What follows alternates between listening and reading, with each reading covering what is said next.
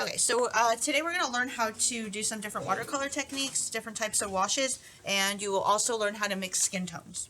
Okay, so the first thing we're going to learn how to do is a solid wash. Some of you might remember this from last year. If not, that's fine. To make a wash, a lot of the different techniques we're doing, you wet the paper first. And the reason you do that, helps the color blend together. So let's say this area right here, I want to paint it like a solid color. I'm going to wet that shape inside where the lines are, and then the color won't bleed out past the line because there's no water there. Does that make sense? Can you see it down there? And let's say I want to make it this, like a shade of blue. And you load your brush with a lot of color. And then when you're painting, what do you notice happens with the paint? Do you notice, yeah, it's spreading out, it's blurring out? That's because the paper's wet. If I do that on dry paper, it's not going to spread out. So that's a simple solid wash. So this technique, I want to see you using all these techniques I'm showing you today. You're going to use them. And then as it dries, it'll kind of even out. Now, if I don't want this to blend with this, I have to wait for this to dry before I move on and paint that. Does that make sense? Okay, good. So let's just move over to another spot. Let's say I want to do a wash where it goes from light to dark, and that's called a gradient wash. I'm going to do that with another blue, the same color, so you can see the difference. And every time I do a wash, what do I do first?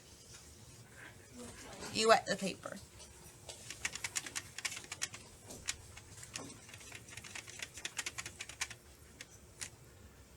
So I load that with color, and then because it blends out, it'll help me blend it to get lighter. So what I'm doing now is just cleaning my brush and then blending out the blue to the end of the color. And see how it starts out darker and goes lighter? So that's called a gradient wash. Next one we're going to do is a two-color wash, kind of like an ombre effect. Let's say I want to paint my hair, like a strand of the hair, an ombre effect. This long line here. I'm going to show you how to do multiple colors. You can do just 2, or you can do 3 or 4. Okay, I'm going to start with yellow. And by the way, when we paint these, you do not have to make these realistic colors. You can be really expressive with the color. Clean the brush. And these colors are really good for blending. They're pretty vibrant, so they're really nice to paint with. And then I'm going to mix it with, to make it fade to green. So then I kind of skip an area where there's not really paint there, and I paint green. And then I clean my brush and mix the two together. And then it should have a seamless transition. You see how it's going yellow to green. And then blue.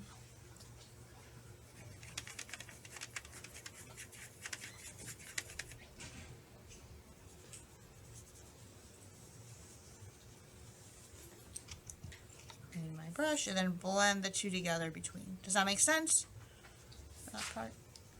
Okay, so far we've done a solid wash, a gradient wash, and then a variegated wash. Variegated means it goes to different colors. Does that make sense? Okay. So the next technique, and you can use that in like when you're doing flowers or the background or anything like that. The next technique I want to show you is balloons. So that I'll paint, let's say, part of the background.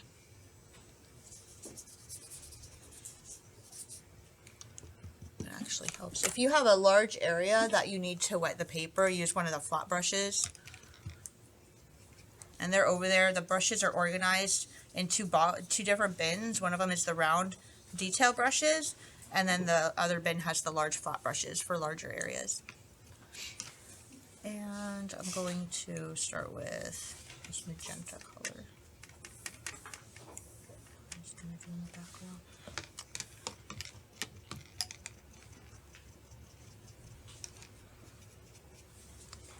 thinking what colors I want to do in the background. I guess I'll do that. I haven't planned out my colors yet, which you should do before you start. So notice the colors kind of like flowing pretty easily because I wet the paper and I'm making a wash. And this is a light wash. I don't have that much paint on my brush. I wanted the color to be pretty light. And then while the paper's still wet, I get my round brush, and then to do the blooms, I'll get different colors. And then I make dots, and the dots will kind of spread out.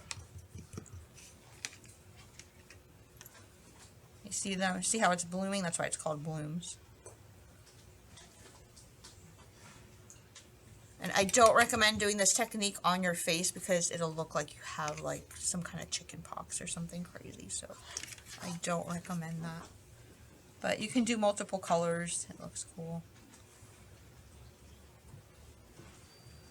Other technique I wanted to show you is this is filled with hand sanitizer. Rubbing alcohol works, but the sanitizer is so thin it'll work the same. Is while the paper's wet, you can do a wash, and then you can dip your paintbrush in it, and then when you do that, you'll get bubbles. So it creates a cool bubble texture. So that's a cool way to kind of do a background that has some different colors and textures to it. Do you see the bubbles up on the screen? Okay. So those are some of the different techniques. The next thing I'm going to show you is how to mix a skin tone, and how to get different skin tones with this technique.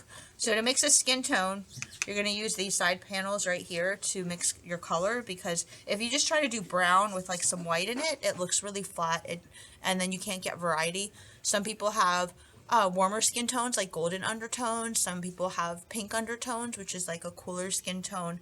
And then you have like different values and different varieties of skin tones. So this is how you can achieve that. You start with the 3 primary colors. So I get red. Clean your brush between dipping colors. I know it's tedious, but if you don't, you're going to have a really messy palette, and then you won't be able to mix the colors you want because you have a messy palette. So I mix some yellow.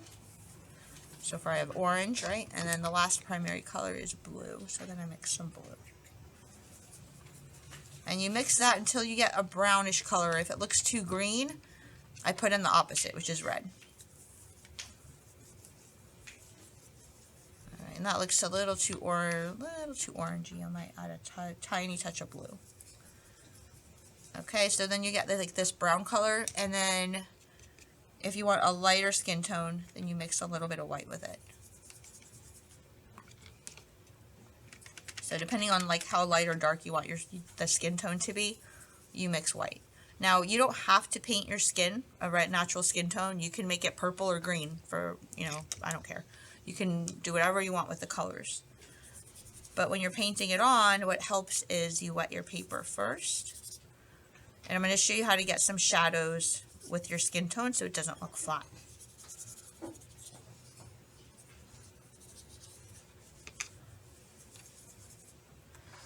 So what I do is just paint a light layer of the skin tone over the face.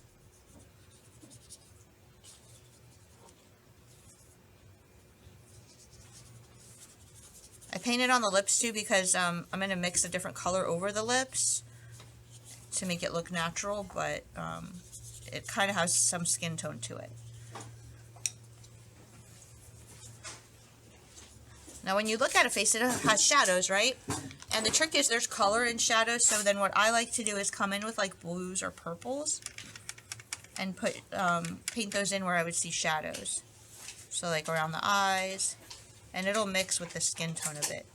Under the nose, under the chin. Maybe like along one side of the face, you'll see some shadows.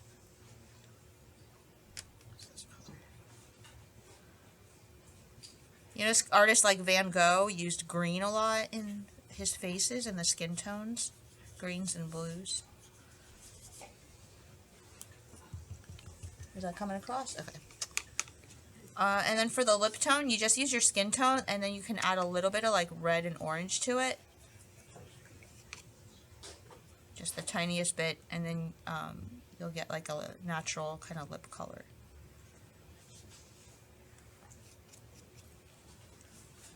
And usually the upper lip has some shadow to it, so I'll add some purple. Then add more red to the bottom.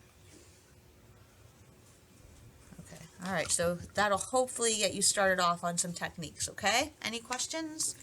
I know that's not finished, but, you know, we did washes, we did solid wash, gradient, and we did a variegated wash, we did blooms, and we did the rubbing alcohol bubbles.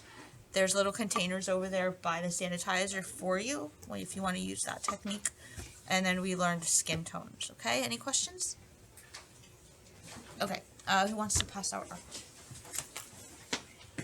Who passed it out Friday? Thank you for everyone's attention, by the way.